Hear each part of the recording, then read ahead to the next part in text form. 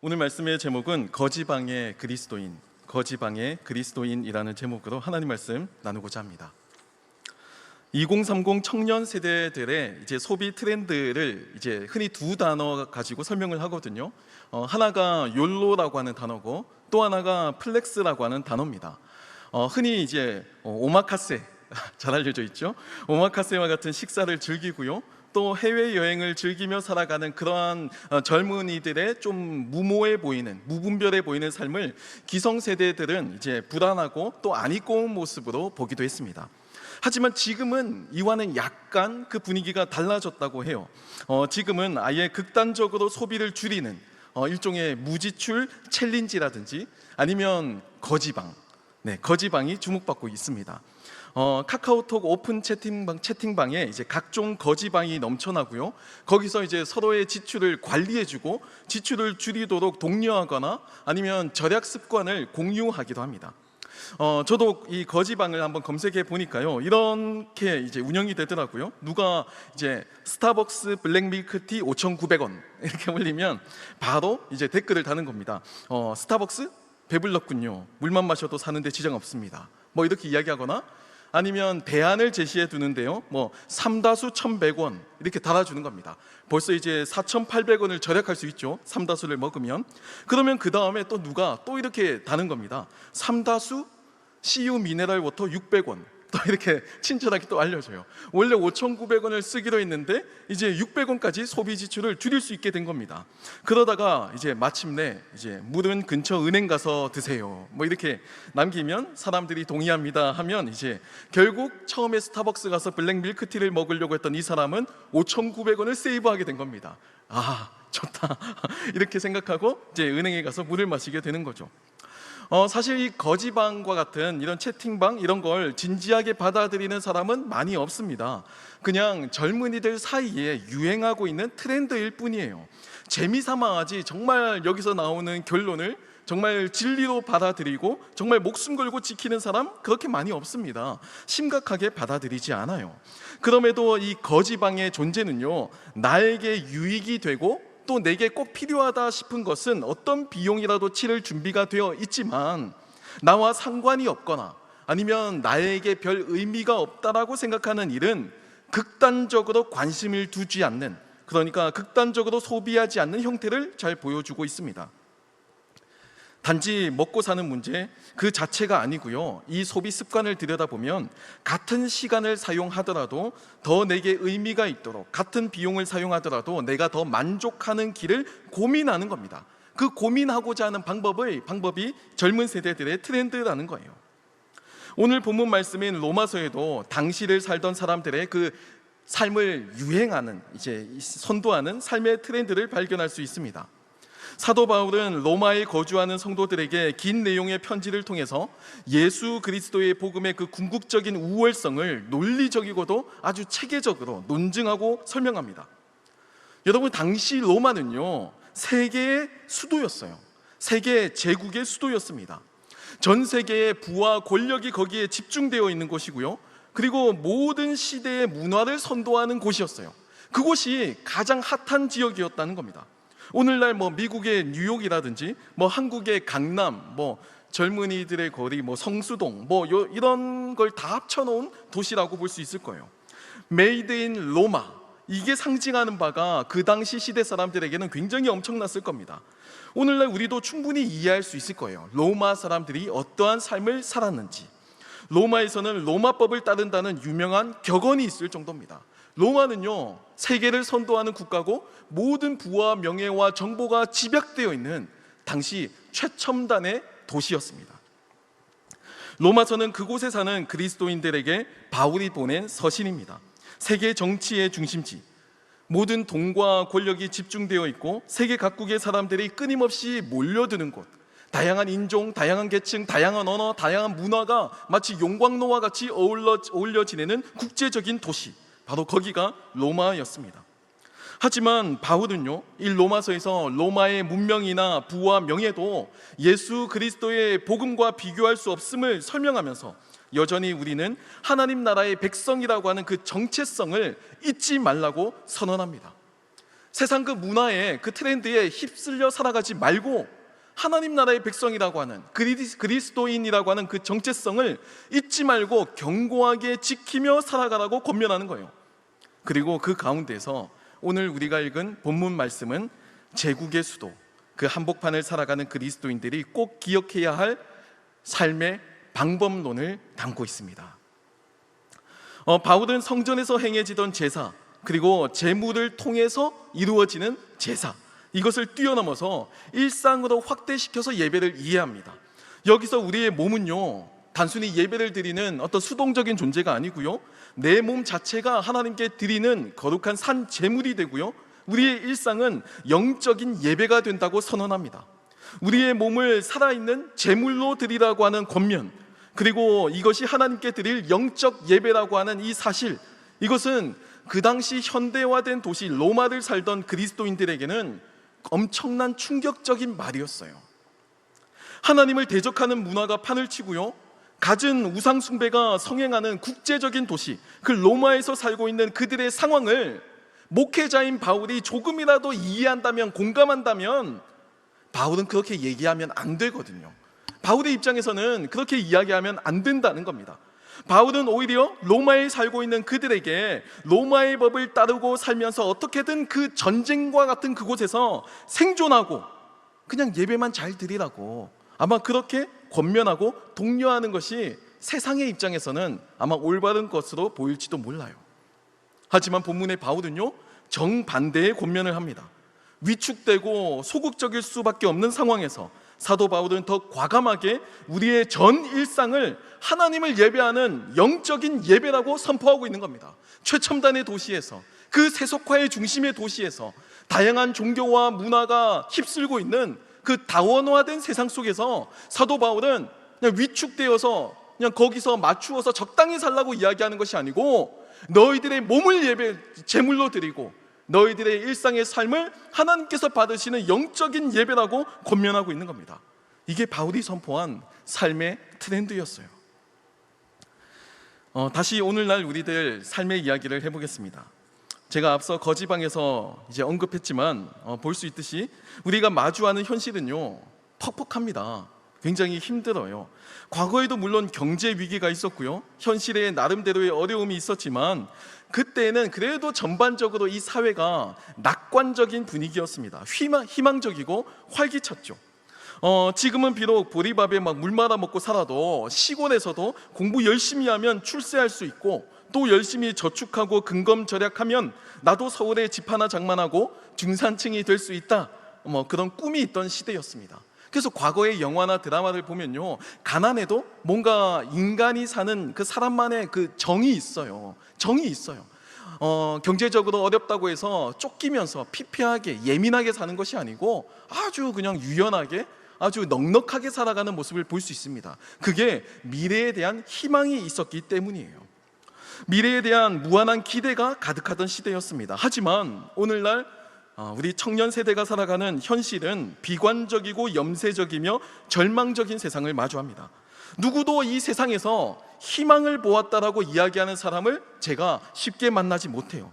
희망을 거는 사람들도요, 소위 말하는 공부를 열심히 하거나 저축하고 근검절약하는 그런 삶이 아니고 일상에서 차곡차곡 부지런하게 살아가는 그런 성실한 삶을 추구하는 사람들이 아니고 코인이나 주식 투기나 부동산 투기 등을 통해서 일확천금을 얻고자 그냥 그곳에 나의 유일한 희망이 있다고 발견하는 사람들이 대부분이라는 겁니다.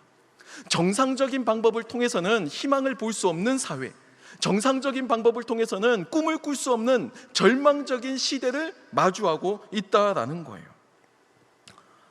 그러다 보니까 거지방과 같은 극단적으로 이렇게 생존에 몰입하기를 권면하는 트렌드가 생겨나게 된 겁니다.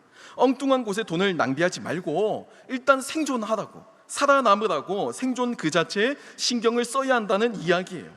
어찌 보면 이 거지방 오픈 채팅방을 통해서 사람들은 그 생존에 집중할 수밖에 없는 그 현실을 이제 우회해서 풍자하고 있는지도 모릅니다. 문제는요, 이제 그런 상황이 계속 지속되다 보니까 우리의 삶의 트렌드가 나도 모르게 가성비라고 하는데 초점이 맞추어지게 된다는 겁니다. 모든 선택이나 결정은요, 가성비가 결정합니다. 스벅에 가서 돈을 쓰는 대신에 은행에 가서 공짜로 물을 마시는 게 가성비가 좋다. 아끼고 아껴서 나중에 해외여행을 가거나 좋은 차를 사는 게 더 가성비가 좋다. 이렇게 생각하고 젊은 세대들이 소비 트렌드를 바꾸기 시작했다라는 겁니다. 기성세대가 보기에는요, 해외여행 가거나 좋은 차를 사는 이 선택이 어리석고 허세 있는 선택 같지만 사실 젊은 세대들 입장에서는요, 이게 결코 어리석은 게 아니에요. 나름의 가성비를 계산해서 결정한 겁니다. 현재 그 어려움을 미래가 희망으로 반드시 보상된다는 보장이 없는 상황에서 꾸역꾸역 참아가면서 굳은 일 하고 싶지 않다. 나름의 합리적인 가성비 선택이죠. 한 직장에 들어가서도요, 1년, 2년 짧게 근무하고 그만두기도 합니다. 능력이 부족하거나 성실도가 문제가 있어서라기보다도 그 직장에 내가 나의 젊음을 투자한 만큼 내 미래에 대한 보장이 약하다고 생각하기 때문에 이직을 고민하는 거예요. 과거에는 평생 직장이었잖아요. 그 말은요, 그 사람이 성실하기 때문이 아니고 그 사람의 미래를 사회가, 회사가 책임져 준다라고 하는 신뢰, 믿음이 있었다는 겁니다. 근데 지금은 그 믿음이 깨지니까 내가 준비하지 않으면, 내가 알아서 영리하게 행동하지 않으면 나도 언젠가 이 생존에서 밀려날 수 있겠다는 위험 때문에 이직을 고민하고 산다는 겁니다. 누구나 여기에 넣고 다니죠. 이왕 젊음을 바쳐야 한다면 성과와 보상을 더 기대할 수 있는 쪽으로 가성비를 따지고 이직을 하죠. 결혼이나 출산이 낫다고 이제 이야기를 하지만 저는 조금 다르게 봅니다. 인간도 생물이잖아요. 왜 사람들과 사회적 관계를 맺고 싶어 하지 않겠어요? 왜 자녀를 낳고 싶어 하지 않겠어요? 아니, 이 세상 학문인 진화생물학이나 문화인류학이나 사회학에서도 인간이 결혼을 선택하게 된 이유가 본인 생존에 유리하기 때문이라고 결론을 내리거든요. 결혼하는 게 혼자 사는 것보다 훨씬 더 생존에 유리하다. 그래서 사회가 이 결혼을 일종의 계약 관계로 이제 생존의 하나의 수단으로 삼았다. 이렇게 결론을 내린단 말이에요. 그런데도 불구하고 왜 결혼을 기피하냐는 겁니다. 자녀를 남기는 것 생물의 본능이라고 인정하고 있잖아요. 그런데 왜 결혼과 출산율이 낮냐고요? 간단합니다. 결혼과 출산이 오늘날 청년 세대들에게는 생존에 유리하지 않다고 생각하기 때문이에요. 결혼과 출산이 내 생존에 유익하지 않다라고 생각한다는 겁니다. 가성비로 따지면 단가가 맞지 않기 때문에 안 하게 되는 추세가 생겨나게 됐다는 겁니다. 오늘날은 가성비를 따지는 것이 지혜로운 삶이고요, 생존에 유리하다고 믿는 세상입니다. 하지만 가성비는요, 다 좋지만 치명적인 약점이 있어요. 일단 어떤 선택이든 어떻게든 내가 나름의 고민을 해서 가성비적인 선택을 한 그 결론에는요, 절대 만족이 있을 수 없습니다. 왜냐하면 가성비라는 단어 자체가 투자 대비 성과와 효율을 따지잖아요. 그러니까 내가 A라는 선택을 했어도 혹시 B를 선택했다면 어땠을까? C를 선택했다면 어땠을까? 그런 마음이 계속해서 생겨난다라는 겁니다. 언제나 조금씩 후회가 생기고 미련이 남죠. 그리고 또 가성비는요, 실제로 냉정하게 내 삶의 가성비를 구해다 주는 것이 아니고요, 때로는 내가 하기 싫은 일, 또 나의 개인적인 그 게으름에 대한 나만의 합리화, 변명으로 기능하기도 합니다. 아무리 직장에 대한 기대치가 낮아도요, 열심히 하다 보면 의외로 새로운 길이 열리기도 합니다. 늘 성실하게 하다 보면 사람 일은 어떻게 흘러갈지 몰라요. 인간의 이 삶을 어떤 하나의 법칙으로 축소시켜서 이해할 수 없거든요. 다양한 요인이 있고 다양한 변화 속에서 인간의 삶은 얼마든지 달라질 수 있는 무한한 가능성이 있습니다. 그런데 그 모든 가능성을요, 이 가성비라고 하는 허울 뒤로 숨기고 그냥 막연히 귀찮기도 하고 용기도 없고 삶을 도피하고자 하는 내 마음의 욕망을 이루기 위해서 합리화거리로 삼는다는 겁니다. 그 가성비 안 나와. 그래서 난 안 해. 그 가성비가 없어. 그래서 난 투자하고 도전하지 않아. 이렇게 생각한다는 거예요. 가성비만 재다가 결국 아무것도 하지 못하고 위축되기도 한다는 겁니다. 그러면 오늘 본문의 바울은 이 가성비를 따지는 현대인들에게 뭐라고 말하고 있을까요? 본문 1절 말씀을 제가 다시 한번 읽어드리겠습니다. 그러므로 형제들아, 내가 하나님의 모든 자비하심으로 너희를 권하노니 너희 몸을 하나님이 기뻐하시는 거룩한 산 제물로 드리라. 이는 너희가 드릴 영적 예배니라. 바울은요, 가성비를 계산하지 않습니다. 가성비 그 자체를 고려하고 있지도 않아요. 몸을 드리고 일상을 드려야 하는데 이것을 통해서 뭔가 보상을 받거나 가성비를 계산하면서 우물쭈물하지도 말라는 겁니다. 바울의 메시지는 명백해요. 이것은 우리가 드릴 영적 예배이기 때문입니다. 일상에서 드리는 영적 예배는요, 보상을 요구하고 보상을 기대하는 것이 아니고 당연히 해야 하는 마땅한 것이지 가성비 운운하는 문제가 아니라는 겁니다. 스벅 가서 블랙 밀크티를 먹을까 물을 마실까 하는 문제가, 예배를 드리는 문제가 똑같지 않다라는 거예요. 하나님을 향한 신앙은 가성비로 따질 수 없다라는 겁니다. 우리들의 삶은요, 불행하게도 신앙마저도 가성비로 놓고 재단하는 세상을 살고 있어요. 봉사와 섬김이 나를 위한, 나에게 만족을 주는 가성비를 계산하는 문제로 뒤바뀌게 되면요, 우리의 신앙생활 전반이 불행해집니다. 어렵고 힘든 일은 하지 않죠. 나를 알아주고 멋있어 보이고 있어 보이는 일에 사람들이 몰리게 됩니다. 강남의 유명한 교회는 이제 차량 봉사를 해야지 요직으로 간다는 말이 들리기도 해요. 그래서 굳은 일을 한다는 겁니다. 그건 진짜 헌신과 봉사가 아니죠. 요직을 얻기 위한 봉사와 섬김은 신앙이 아닙니다. 그건 거래고 비즈니스예요. 그거는 불신앙, 비신자도 얼마든지 할 수 있는 겁니다. 기도와 말씀을 보는 것도 마찬가지예요.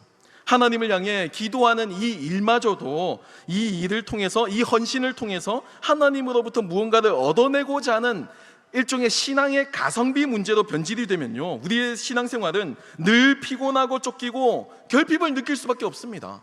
늘 부족하니까 뭔가 더 얻어내기 위해서 혈안이 되어 있고요, 막 나의 미래를 위한 일종의 투자로서 신앙생활을 오해하게 된다는 겁니다. 새벽 기도를 통해서 원하는 것을 얻어내야 하는데 얻지 못하면 내 새벽 기도 헛되고 그 시간 낭비했다고, 잠이나 더 잘걸 그러면서 착각하기도 한다는 거예요. 섬기면서도 감사가 사라지고요, 늘 신경이 예민하고 또 채워도 채워지지 않은 그 공허함으로 살아가게 됩니다. 저는 그런 의미에서 신앙에 있어서 가성비를 따지는 삶은 정말 불행하다고 생각해요. 물론 바쁜 일상을 쪼개고 그 삶에서 거추장스러운 것을 덜어내고 나만의 그 우선순위를 이제 바로잡기 위해서 비워내는 것, 그런 형태의 영적인 가성비는 중요합니다. 왜냐하면 우리는 모든 일을 다 할 수 없기 때문이에요. 우선순위가 필요하고요, 그 우선순위의 목적에 따라서 우리의 삶을 좀 계획해서 맞추어갈 필요가 있어요. 그러면 그 우선순위에 대해서는 사도 바울은 뭐라고 이야기하고 있을까요? 본문 2절 말씀에는 이렇게 권면하고 있습니다. 제가 읽어드릴게요. 너희는 이 세대를 본받지 말고 오직 마음을 새롭게 함으로 변화를 받아 하나님의 선하시고 기뻐하시고 온전하신 뜻이 무엇인지 분별하도록 하라 라고 전합니다. 바울의 우선순위는요, 이 세대를 본받지 말라고, 유행한다고 따라가지 말라고, 하나님의 선하시고 기뻐하시고 온전하신 뜻이 무엇인지를 분별하라는 겁니다. 그게 사도 바울이 이야기하는 우선순위고요, 이것을 위해서 우리는 다른 것을 비워내야 돼요. 다른 것을 덜어내는 연습을 해야 합니다. 이 시대에 유행하는 삶이 가성비라고 해서 가성비 쫓는 삶 살지 말고 신앙도 영리하게 계산해가면서 살아가는 거라고 하는 이 트렌드를 본받지 말고 오직 마음을 새롭게 함으로 변화를 받아야만 한다라고 전하는 겁니다. 네가 하고 싶은 것, 네가 하기 싫은 것을 위한 합리화로 가성비 운운하지 말고 오직 단 하나의 우선순위는 하나님의 선하시고 기뻐하시고 온전하신 뜻이 무엇인지 분별하는 것이다 라고 전하는 거예요. 그게 오늘날 가성비 시대를 살아가는 우리 청년 세대가 걸어가야 할 길이라고 바울은 전하고 있습니다. 저는 목회자로 살아가면서 제가 할 수 있는 가장 치명적인 실수 가운데 하나가 가성비라고 생각합니다. 하나님을 예배하고 섬기는 삶을 가성비로 치환해서 가성비를 추구하게 되는 순간 내 삶은요, 남들과 비교당하고 나의 모든 일은요, 인생은 성공과 실패라고 하는 이상한 기준에 휘말리게 됩니다. 그 기준에 얽매여서 살아가게 되면요, 만족도 없고 심지어 복음의 은혜도 없어요. 세속적인 삶에 찌들어서 살아가는 소시민만 있을 뿐입니다. 사역도 마찬가지예요. 가성비로 따지면요, 세상에 능력 있고 잘난 사람들, 그런 사람들과 함께 교제하며 살아야 돼요. 그게 가성비예요. 세상이 이야기하는 가성비. 굉장히 잔인하죠. 그런데요, 제가 목회자로서 그 가성비 따지는 선배님들, 동료들 보면서 얼마나 많은 사람들이 사역에 있어서 넘어지는지 모릅니다. 가성비 따지고 해봤더니 나도 만족스럽지 못하고 다른 사람도 만족스럽지 못한다라는 거예요. 우리들도 마찬가지예요. 청년의 세대에 하나님을 순수하게 사랑하고 뜨겁게 섬겨야 할 때에 가성비 운운하는 것은 솔직히 말하면 부끄러운 겁니다. 우리가 부끄러운 거예요. 누군가는 이야기합니다. 가성비 안 따지고 섬기는 거, 목사님 그거 비현실적인 거예요. 누가 그렇게 동화같이 그렇게 삽니까? 누가 같이 그렇게 낭만적으로 그렇게 살아요? 공상 같은 이야기 하냐고 그렇게 이야기할지도 몰라요. 여러분, 맞습니다. 그 말이 복음의 핵심을 정확하게 짚었어요. 비현실적이고 낭만적인 이야기, 정말 비현실적인 이야기, 누구도 할 수 없을 것 같은 그 이야기, 그게 복음이에요. 그 복음이 교회를 태동시켰고요, 그 복음 위에 우리가 살고 있는 겁니다. 여러분, 세상의 가성비 법칙에 완벽하게 어긋나는 것, 그게 복음이에요. 예수님의 십자가입니다. 나 같은 죄인, 우리 같은 죄인을 구하려고 이 하나님께서 인간이 되셔서 십자가를 지신다는 것, 이 자체가 얼마나 말이 안 되는 거냐고요. 그 당시 국제적인 도시를 살고 있는 그 세련된 로마 시민들 앞에서 학식이 뛰어나고 센스가 뛰어난 그 소득 수준이 높은 그 문화의 중심지, 권력의 중심지, 제국의 수도를 살아가는 그리스도인들에게 사도 바울이 지금 권면하는 것이, 그보다 더 월등한 것이 그리스도의 복음이라고, 세상이 주는 그 유혹에, 그 함정에, 시험에 현혹되지 말라고, 분별하며 살아가라고 권면하고 있다라는 겁니다. 독생자를 버리시기까지 사랑하신다는 말이 그 자체가 이미 가성비를 파괴한 거예요. 저도 결혼하기 전에 이제 제게 있는 시간, 저에게 있는 여유를 저는 저에게, 제 자신에게 집중하고 또 사용했습니다. 뭐 관리도 하고요, 운동도 했어요. 나름대로 화장품도 한 2개, 3개 쓰기도 하고요, 그랬습니다. 지금은 거의 안 쓰거나 로션만 바르죠. 시간이 없어요. 다른 데 신경 쓸 게 많아서. 운동도 하고요, 먹고 싶은 거, 입고 싶은 거, 내 스타일을 찾았습니다. 하지만 결혼을 하고요, 자녀가 생기면서 그렇게 될 수가 없어요. 모든 삶의 기준이 나에서부터 이제 자녀에게로 초점이 옮겨가게 됩니다. 이제 우리 아이가, 우리 자녀들이 우리 집안의 이제 회장님이고, 저는 이제 몸종이 되는 거예요. 섬기는 존재가 되었습니다. 지금도 꿈에서 막 또봇, 카봇, 콩순이, 달님이 막 노래가 막 메아리가 막 계속 들려요. 뭐 이런 이야기들 흥얼흥얼대고요, 막 외식을 해도 아이들이 먹을 수 있는 곳, 아이들이 좋아하는 곳으로만 갑니다. 내가 먹는 메뉴 없어요. 중국집 가도 짬뽕 먹으면 우리 아들이 해산물 좋아하거든요. 오징어 다 건져주고 조개 다 건져주면 맨날 면만 먹어. 그래서 아내가 불쌍하다고 이제 데이트할 때 둘이 짬뽕을 먹어야지만 해산물 먹을 수 있다, 그래서 가기도 합니다. 내 삶의 자유가, 나의 삶이, 나를 위한 이 가성비가 말도 안 되게 떨어진 겁니다. 객관적인 입장에서만 보면요, 가성비가 떨어진 삶이죠. 그러면 제가 불행한가? 라고 질문을 한다면요, 저는 단연코 아니라고 말씀드릴 수 있습니다. 저는 절대로 과거로 돌아갈 생각이 없어요. 후회도 없고요, 존재할 수 있는, 제가 마주할 수 있는 어떠한 삶의 형태든지, 제가 현재 살아가고 있는 이 현실이 나에게 주어진 최적의 현실을 살고 있습니다. 사랑하는 가족들이 있고, 보석 같은 아이들이 있고, 마치 내 삶을, 나의 존재를 막 갈아 넣어도 아깝지 않은 그 아이들로 인해서 나는 가성비를 포기하면서도 가슴 벅차서 표현할 수 없는 그런 삶을 살고 있어요. 막 로션 하나만 겨우 발라가면서도 막 목마 태우고, 막 아빠 괴물 나타났다고 이야기하고 막 놀고 해도 피곤하고 지치지만, 그 안에서 그 가성비를 버려가면서도 얻을 수 있는 삶의 가치, 삶의 행복, 그리고 삶의 목적과 이유들을 얼마든지 발견할 수 있다라는 겁니다. 여러분, 저는 오늘 말씀을 준비하면서 하나님께서 이 가슴 벅찬 마음으로 복음을 준비하셨구나라고 생각을 했습니다. 가슴 벅찬 마음으로 우리를 사랑하신다는 것을 저는 믿습니다. 그리고 하나님을 향한 우리의 신앙도 이러한 마음이어야 함을 믿어요. 가성비를 따지게 되면요, 하나님을 도구화하고 수단화하게 됩니다.